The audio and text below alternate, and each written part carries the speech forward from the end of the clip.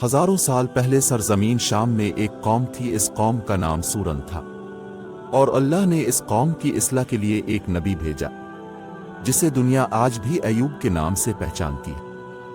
حضرت ایوب علیہ السلام اپنے قبیلے کے بہت امیر اور خوبصورت سردار تھے، اور وہ بہت پرہیزگار تھا۔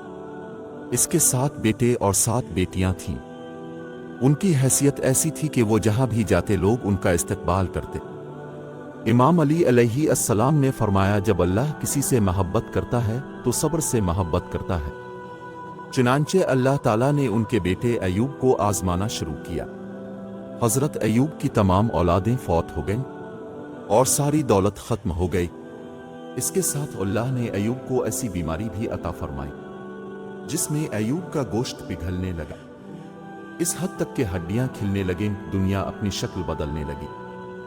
وہ لوگ جو ایوب کی عزت کرتے تھے، کھڑے ہو کر سلام کرتے تھے، وہ لوگ حضرت ایوب علیہ السلام کی توہین کرنے لگے، کہنے لگے کہ اللہ اس سے ناراض ہے۔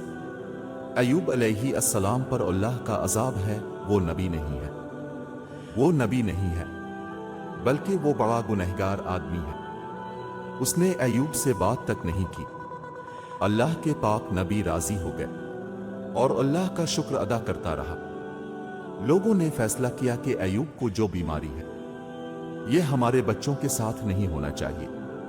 ایوب کو اٹھاؤ، اسے ہمارے پڑوس میں رہنے کا کوئی حق نہیں۔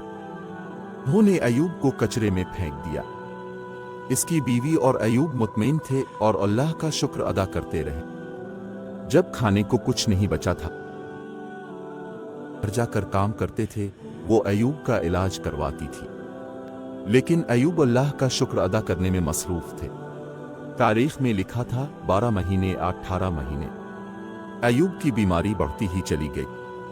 ایک دن اس کی بیوی نے کہا کہ اللہ کے نبی، تم اللہ سے دعا کیوں نہیں کرتے؟ اللہ آپ کو شفا دے۔ حضرت ایوب نے مسکرا کر کہا، کتنے سال ہم نے خوشیوں میں گزارے؟ اس کی بیوی نے کہا، تقریباً 80 سال، حتیٰ کہ ایوب کے جسم پر زخم بھی لگ چکے تھے۔ اگر کوئی کیڑا گر گیا، ایوب اسے اٹھا کر اپنے جسم پر رکھتے تھے۔ وہ کہتا تھا، اللہ نے میرے جسم میں اللہ کا رزق رکھا ہے، تم اسے کھاؤ اگر اللہ نے چاہا۔ جب لوگوں نے ایوب کی بیوی کو کام دینے سے انکار کر دیا، لوگ چاہتے تھے کہ ایوب کی بیوی ان کے محلے میں آ جائے تاکہ وہ ایوب کے ساتھ نہ رہے، تاکہ ایوب کی بیماری ہمارے بچوں کو متاثر نہ کرے، کوئی اسے محلے میں نہیں بلائے گا۔ ایوب کی بیوی رونے لگی، اے اللہ کے نبی، اللہ سے دعا کرے۔ ایوب نے ہاتھ اٹھا کر کہا، اے اللہ، آپ رحم کرنے والے ہیں، اپنے بندے پر رحم فرما۔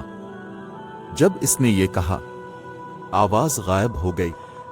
ایوب اپنا پاؤں زمین پر رکھیں، آپ کو ایک چشمہ نظر آئے گا، نہاؤ۔ ایوب نے اپنا پاؤں زمین پر رکھ دیا، چشمہ نمودار ہوا۔ جیسے ہی ایوب نے اس کے جسم پر پانی ڈالا، اللہ کے فضل سے ایوب کی بیماری ٹھیک ہو گئی اور وہ پھر جوان ہو گیا، اور اللہ نے آسمان سے سونے کی بارش شروع کر دی، اور اللہ نے ایوب کی بیوی کو جوانی سے نوازا اور اسے 23 بیٹے اور 27 بیٹیاں عطا کیں، اور وہ پہلے سے زیادہ خوش ہو گیا۔